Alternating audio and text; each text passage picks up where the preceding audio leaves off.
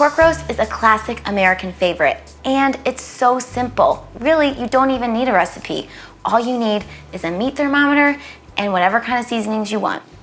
When you purchase your meat, you can either get half of a pork loin or a smaller cut of meat from the meat counter. If you do get the whole half, it's going to be more cost effective and valuable. You can use the leftovers for pork chops, you can cube it for soups and casseroles, you can cut it into strips for salads or stir fries. Really, the options are going to be endless. And when you buy a bigger cut, it's going to cost less per pound. I'm going to use my smaller cut today, and I want to get it seasoned and ready for our oven. All you have to do is take it out of the packaging in which you got it from the store, and you're going to season it generously. I have my oven preheated to 350 degrees. I'm going to set my timer for 30 minutes. I also want to let you know that you want to cook it with the fat on top. As it cooks in the oven, that fat is going to liquefy and get a great flavor in a roast.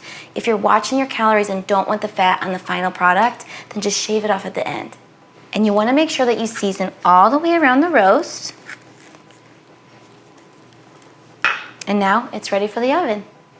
What's going to make this recipe delicious is not necessarily the seasonings we have on the outside, but it's the fact that we use our meat thermometer, we get a 145-degree temperature that leaves us with a blush of pink, therefore a tender, juicy meal.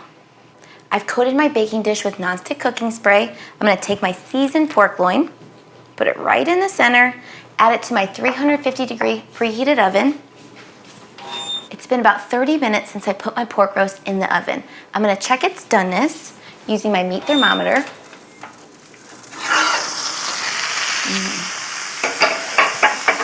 Using my meat thermometer, I'm going to stick it into the thickest part of the meat. You can get it nice far in there so you get a nice temperature read. So we've reached our desired temperature of 145 degrees. I'm going to wrap it in foil, let it rest for a couple minutes, and then we're ready to eat.